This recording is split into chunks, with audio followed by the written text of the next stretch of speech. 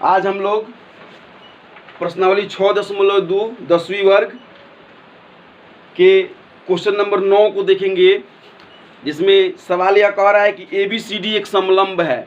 क्या है? समलंब। तो सबसे पहले हम यह जानेंगे कि समलंब क्या होता है। ठीक है, समलंब के विषय में हमें 7वीं 8वीं वर्ग में पढ़ने के लिए मिला होगा, लेकिन यदि आप उसमें नहीं पढ़ पाए होंगे तो मैं इससे समलंब से आपका परिचय करा देना चाहूँगा। पहले अगर कोई समलंब के विषय में जानता हो तो बोलिए, समलंब क्या है? देखिए, मैंने आपको पहले भी बताया है कि रेखा एवं कोण नामक मतलब यह ज्यामिति का जो चैप्टर है, इसमें जैसा नाम होता है, यदि आप नाम को तोड़ते हैं, नाम को अच्छे तरीके से अगर समझते हैं तो आपको आसानी से उसका डिफिनीशन बनाने आ जाएगा और उसी के अनुरूप वह लगभग 90-95 मतलब क्या होता है कि समलंब जैसा नाम होता है वैसा ही उसकी परिभाषा भी बनता है। समलंब, समलंब चतुर्भुज। चतुर्भुज का मतलब इसकी 4 भुजाएं हो, और समलंब मतलब समान लंब वाले, मतलब ऐसा चतुर्भुज जिसमें हर जगह यदि लंब गिराया जाए तो वह समान होता हो, तो क्या कहलाएगा? समलंब चतुर्भुज कहलाएगा। तो समान लंब कब गिर सकता है? समान लंब कब गिर सकता है बताइए? मान लीजिए कोई आकृति है, यदि वह उसके आमने सामने की भुजाएं, यदि एक जोड़ी भुजाएं क्या हो? समानांतर हो, तभी तो वह समलंब हो सकता है ना। जैसे कि मान लीजिए यह जो आकृति है, यहाँ से अगर लंब गिराते हैं तो जितना आएगा उतना ही यहाँ से भी इधर गिराते हैं तब भी आएगा। अर्थात दो समकोण त्रिभुज और एक वर्ग के मिलने से जो आकृति बनती है उसे क्या कहते हैं? समलंब कहते हैं। ऐसा भी माना जा सकता है। मतलब इसकी परिभाषाएं अपने हिसाब से बदलती रहती हैं, मतलब बनाई जा सकती हैं, और किताब के हिसाब से भी तो अलग होती हैं और अपने समझने के हिसाब से भी अलग होती है। मैंने आपको बार बार बताना चाहा है कि किसी भी पॉइंट को समझने के लिए एक व्यवहारिकता होती है और एक किताब मेथड होता है बुक के हिसाब से। ठीक है, व्यवहारिकता जिसे हम अपने दिमाग में रखते हैं और उसके हिसाब से चलते हैं, और बुक के हिसाब से हम लोग उसका अनुपालन करते हैं। तो समलंब अर्थात दो रेखाएं समानांतर होगी तभी उसके बीच की दूरी क्या होगी? आपस में बराबर होगी। अब इसमें सवाल के हिसाब से हम लोग चलते हैं। तो सवाल कह रहा है कि ABCD एक समलंब है जिसमें AB समानांतर है DC के तथा इसके विकर्ण O पर प्रतिच्छेद कर रहे हैं। तो A, B,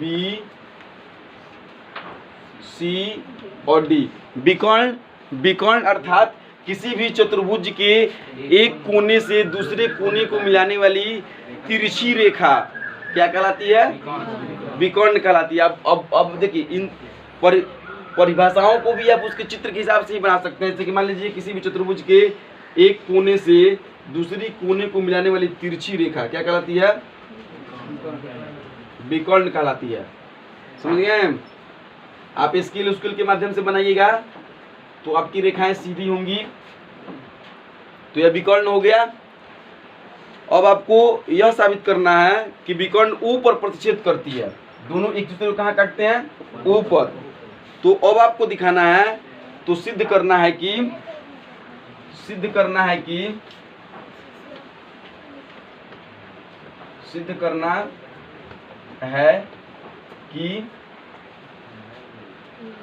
AO बट्टा BO बराबर CO बट्टा DO। चलिए, तो सवाल आप समझ लिए, फिर से समझिए। ABCD एक समलंब चतुर्भुज है जिसमें समलंब होगा तो उसकी दो रेखाएं समानांतर होंगी, AB समानांतर DC। आपके पास क्या क्या मौजूद है? अब जो दिया है उसको आप लिख सकते हैं। दिया है AB समानांतर CD, ठीक है, और उसके विकर्ण जो क्या कर रहे हैं? O पर प्रतिच्छेद कर रहा है। इस बात को लिखने की कोई जरूरत नहीं है, आप साधारण प्रतिज्ञा बना के लिख सकते हैं। तो सिद्ध करना है कि AO बटा BO बराबर CO बटा DO। अब देखिए, यह जो क्वेश्चन है इसके दो रास्ते हैं बनाने के। वैसे तो रास्ते बहुत सारे हो सकते हैं, लेकिन प्रमुख रूप से दो रास्ते हैं। एक जो रास्ता है वह यह है जो 9वीं वर्ग में जिसको आपने पढ़ा है उसके हिसाब से, सर्वांग समता के हिसाब से। ठीक है, फिर दूसरा रास्ता यह है कि यह जो क्वेश्चन है यह थेल्स प्रमेय से जुड़े हुए चैप्टर से है। अर्थात मैंने आपको पहले भी बोला था कि जिस चैप्टर में हम लोग रहते हैं उस चैप्टर के हिसाब से, उस चैप्टर के में मौजूद कॉन्सेप्ट के हिसाब से सवालों को सॉल्व किया जाता है। तो फिलहाल इसे थेल्स प्रमेय के माध्यम से भी बनाया जा सकता है, और 9वीं वर्ग का जो सर्वांग समता का नियम है उसके हिसाब से भी बनाया जा सकता है। अब आपको यह देखना है कि AO और BO फिर DO और DC, ये जो दो जोड़ी जो बातें हैं यह किस दो त्रिभुज में हैं? तो आप एकदम बारीकी से देखने के बाद आप इस नतीजे पे पहुंचिएगा कि ए ओ बी और डी ओ सी को हम सर्वांगसम कर दें तो भुजाएं समानुपातिक हो जाएंगी। तो अर्थात इतना आ सकता है, पहले माइंड मैप आप दिमाग में बना सकते हैं, शायद इतना हो सकता है क्योंकि आप सर्वांग समता के नियम को पढ़ रहे हैं। अब देखिए सर्वांग समता के नियम को जब आप पढ़ रहे हैं, जब इन दोनों मतलब त्रिभुजों को सर्वांगसम करने की बातें हैं, तो आप सर्वांगसम कैसे कीजिएगा? तो सर्वांग समता का नियम यह होता है कि या नहीं तो किसी भी त्रिभुज के दो कोण या एक भुजाएं बराबर होनी चाहिए, या तीनों संगत भुजाएं जो एक दूसरे के बराबर होनी चाहिए, या तीनों संगत कोण जो है एक दूसरे के बराबर होनी चाहिए। तो यहाँ हम देखेंगे कि क्या हो सकता है। तो मतलब भुजाओं का तो कहीं जिक्र नहीं किया गया है, लेकिन मेरे पास क्या मौजूद है, जो दिया है उसी में से ना कुछ भी निकलेगा। तो मेरे पास मौजूद है ए बी समानांतर सी डी। तो जब समानांतर है तो इसके बाद क्या पॉइंट बन सकता है? सोचिए, जब तक आप खुद से भी सोचना नहीं सीखिएगा तब तक आपको मैथ बनाने से कोई फायदा नहीं है। ए बी समानांतर सी डी से क्या कॉन्सेप्ट क्लियर हो रहा है आपके दिमाग में? कोई भी रेखाएं जब दो रेखाएं जब आपस में समानांतर होती हैं तो क्या होता है?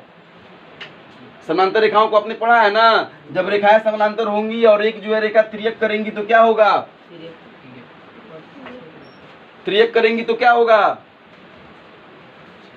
उसके बीच कोणों के संबंध होंगे।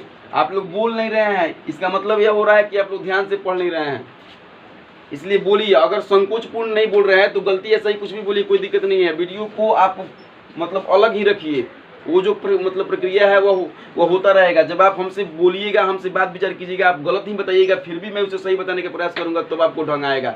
अर्थात तर्क वितर्क का ही दूसरा नाम होता है स्टडी।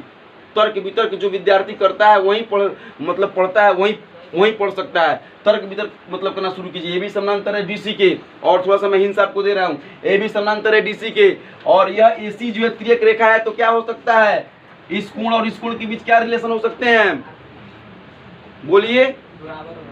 बराबर होगा। क्यों? रिलेशन बताना है। बराबर तो है लेकिन रिलेशन बताना है। किस नियम से? हाँ, आप बोलिए। एकांतर अंत। गुड। तो यहाँ जो आप देख रहे हैं, जब ये ए है, इस कोण के बराबर यह कोण हो जाएगा एकांतर अंत कोण से। समझ गए? तो आपको क्या दिखाई दिया? यह कोण इस कोण के बराबर। लेकिन मेरे बताने से पहले आपको दिखाई देना चाहिए था, रास्ता आपको दिखा रहा था। कोई भी आपको प्रश्न क्या होता है, क्वेश्चन क्या होता है? क्वेश्चन यह होता है कुछ चीज दिए गए होते हैं और कुछ आपको निकालना होता है। जब आपको पहले ही प्रश्न में दे दिया गया ए बी समानांतर सी डी, और क्यों दिया गया और विकर्ण को कैसे दिखाया गया, तो आपके दिमाग में ये बातें आनी चाहिए कि जब समानांतर है तो उसके वहाँ पर जो त्रियक रेखाएं करती हैं, संगत कोण, असंगत कोण, एकांतर कोण, संपूरक कोण वगैरह, जो भी कोण का डिफिनीशन है ना, जो मैंने पहले लाइव क्लास में भी दिखाया है, आपको ऐसे भी बताया है, उसका नोट्स भी तैयार करवाया गया है, सब चीजें हुई हैं। फिर भी यदि आप समझ नहीं पाते हो तो आप कहीं ना कहीं किसी न किसी रूप में ध्यान नहीं दे रहे हो। अगर ध्यान नहीं दोगे तो पढ़ने से कोई फायदा नहीं होगा। आपके दिमाग में पहले ही बात आनी चाहिए कि जब ए बी समानांतर सी डी है, इसके ऊपर आप बहुत सारे सवालों को भी सॉल्व कर चुके हो, तो ए जो है बराबर होना चाहिए सी के। और बनावटी मतलब पढ़ाई करने से कोई फायदा नहीं। अगर मैं सीधे इसको बना दिया, जितना देर में अभी बोला हूँ इतना देर में मैं इसको सॉल्व कर दूंगा, इतना देर में अभी सॉल्व करने में मात्र 2 से 3 मिनट ही लगेंगे, लेकिन सारा समय लगता है समझाने में। और यदि आप समझ नहीं पाते हो तो बनाने से कोई फायदा नहीं है। अर्थात आपको ये कोण इस कोण के बराबर करने हैं, किस नियम से? एकांतर अंत से। और दूसरा आप खुद सोचिए, दूसरा क्या हो सकता है? जल्दी कीजिए, दूसरा क्या हो सकता है? ये तो इसके बराबर हो गया। दोनों त्रिभुज को मतलब सर्वांगसम करने के लिए 3 कोण बराबर करने होंगे ना, यानी या नहीं तो कोई भुजा बराबर करना होगा। दूसरा क्या हो सकता है? सोचिए, जल्दी सोचिए। गुड। यह एंगल इस एंगल के बराबर होगा। किस रूल्स के? एकांतर अंत कोण। चलिए गुड, 2 को ढूंढ लिए। अब एक तीसरा अगर ढूंढ लीजिएगा तो हम समझेंगे कि आप पढ़ रहे हैं। गुड। किस नियम से? गुड। सम्मुख कोण जिसे कहा जाएगा हिंदी में, ठीक है। तो इस नियम के तहत यह 3 कोण अपने 3 कोणों के बराबर देखा, तो अब आसानी से अब यह काम हो सकता है। तो यह जो मैंने कार्य किया यह माइंड मैप था। क्या था? ये कार्य जो आपको दिमाग में करने थे, उसके बाद आपको कॉपी पे कैसे करने हैं अब यहाँ पे आप देख सकते हैं। सबसे पहले आपको साधारण प्रतिज्ञा देकर के सिद्ध करना है कि लिख लेना है। उसके बाद प्रमाण दे करके या हल दे करके आप लिख सकते हैं। क्या है आपके पास? ए बी समानांतर है सी डी, ठीक है। और ए सी क्या है, त्रियक रेखा हो गया, जब समानांतर के लिए त्रियक हो गया और चतुर्भुज के लिए विकर्ण है, ठीक है। तो क्या होगा, कोण ओ ए बी बराबर होंगे ओ सी डी के, किस नियम से, एकांतर अंतः, ठीक है। फिर इसी प्रकार ए बी समानांतर सी डी और बी डी त्रियक रेखा है, तो क्या होगा, कोण ओ बी ए बराबर ओ डी सी। समझ रहे हैं बात, किस नियम से, कम से कम देखने के बाद तो आपको समझ में आ ही रहा होगा। तो जब दो कोण बराबर हो गए और तीसरा जो है, अब त्रिभुज ए ओ बी एवं त्रिभुज डी ओ सी में क्या है, ये दोनों कोण तो आपस में बराबर हैं, तीसरा भी कोण हम बराबर कर लेंगे, लिख लेंगे सीधे ओ ए बी बराबर ओ सी डी, फिर कोण ओ बी ए बराबर कोण ओ डी सी। एकांतर डायरेक्ट भी इसको लिख सकते थे, लेकिन दिखाने के लिए मैंने लिखा है, इसको डायरेक्ट भी लिख सकते थे, इसको समझ फर्स्ट समझ सेकंड मान के भी लिख सकते थे, कोई दिक्कत नहीं है, लेकिन अलग अलग निकाल के इकट्ठा भी किया सकता है, गणित बनाने का यह भी तरीका है। और तीसरा कोण तो ऑटोमेटिक आपके बराबर हो ही जाएगा, अगर आप बराबर नहीं भी करते हो, सम्मुख नहीं भी होगा तब भी तीसरा बराबर हो जाएगा। क्यों, क्योंकि जब दो कोण बराबर है तो तीसरे कोण 180 में से निकलेंगे तो बराबर होंगे ही, पहले भी इसका जिक्र हो चुका है। कोण ए ओ बी बराबर कोण सी ओ डी, किस नियम से, सम्मुख कोण से। अब तीन कोण बराबर हो गए तो त्रिभुज क्या हो जाएगा, इसलिए त्रिभुज ए ओ बी सर्वांगसम त्रिभुज डी ओ सी, सर्वांगसम ना लिख करके समरूप लिखिए, ए से कोण अभिगृहित से, आप सर्वांगसम भी लिख सकते हैं, समरूप भी लिख सकते हैं, क्योंकि दोनों चीजें हैं यार, लेकिन समरूप लिखिएगा तो भुजाएं क्या होंगी, समानुपातिक होंगी, तो अब ऑटोमेटिक भुजाएं क्या हो जाएंगी, समानुपातिक हो जाएंगी, अर्थात समान अनुपात में संगत भुजाएं। तो ओ ए समानुपातिक कितना हो जाएगा, ओ ए बट्टा ओ सी, ओ ए ओ सी के और ओ बी ओ डी के, लेकिन हम लोग को सिद्ध कितना करना था, ए ओ बट्टा बी ओ करना था ना, लेकिन समानुपातिक कितना होगा, ए ओ बट्टा ओ सी फिर ओ बी बट्टा ओ डी। कैसे हो रहा है, ओ ए एक ए ओ बी का हो रहा है और ओ सी डी ओ सी का हो रहा है, फिर ओ बी ए ओ बी का हो रहा है, फिर ओ डी डी ओ सी का हो रहा है, संगत भुजाओं की बात हो रही है। लेकिन हमें सिद्ध क्या करना है, ओ ए बटा ओ बी। तो इसको करने के लिए यहाँ पे हम क्या करेंगे, तिरछा तिरछी गुना, क्रॉस मल्टीप्लाई इसको बोलते हैं, समीकरण के नियम में आप इसको देखे होंगे। तो ओ ए क्या हो जाएगा, गुना करेगा ओ डी के साथ, फिर ओ बी क्या करेगा, गुना करेगा ओ सी के साथ। अब हम ओ बी को आराम से इधर ला लेंगे, ओ ए बटा ओ बी बराबर ओ सी बटा ओ डी। तो इस तरीके से यह क्या हुआ, सिद्ध हो गया। अब यह क्या कहलाता है, यह जो था यह क्या कहलाता है, यह जो था यह कहलाता है प्रमेय। क्या कहलाता है, प्रमेय। और इसी में से जो चीजें निकली होती है उसको बोलते हैं उप प्रमेय, जिसका जिक्र आपको पहले कराया गया होगा। यह प्रमेय था और इस प्रमेय से हमने क्या निकाला, उप प्रमेय निकाला। जैसे कि आप थेल्स प्रमेय में देखे थे, ए डी बटा डी बी बराबर डी ए बटा इसी, फिर उसमें +1 करके मतलब नया सूत्र प्राप्त किया जाता था, तो उसको बोलते थे प्रमेय। मतलब प्रमेय में से ही उप प्रमेय निकलता है। प्रमेय और उप प्रमेय में अंतर समझ लीजिए। यह जो बात हुआ है कि जब किसी भी दो त्रिभुज में, कोई भी दो त्रिभुज जब समरूप हो तो उसकी भुजाएं क्या होंगी, समानुपातिक होंगी, तो यह प्रमेय कहलाएगा। और तब उसकी वे त्रिभुज की भुजाएं आपस में समानुपातिक होंगी, वह उप प्रमेय कहलाता है।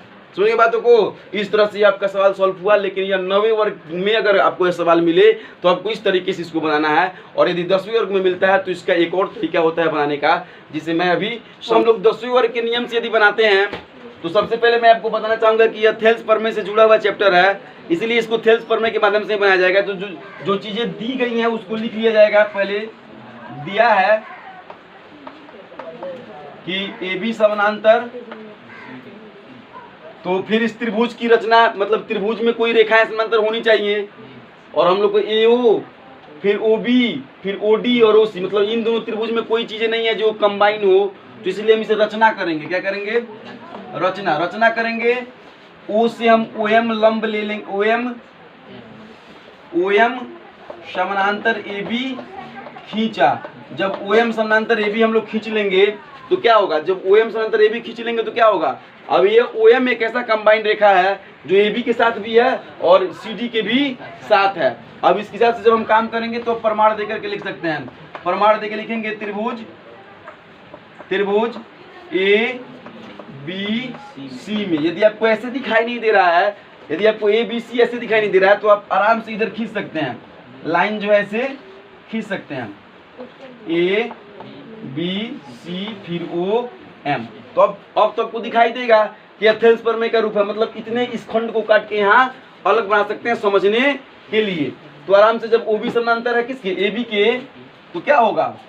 OM समानांतर है AB के, तो क्या होगा? थेल्स प्रमेय के अनुसार क्या होगा? बोलिए। थेल्स प्रमेय से AO बटा OC बराबर कितने होंगे? गुड। चलिए समीकरण फर्स्ट। फिर उसके बाद त्रिभुज BCD में यदि हम चलते हैं, यहाँ से निकाल करके B को रहने देंगे और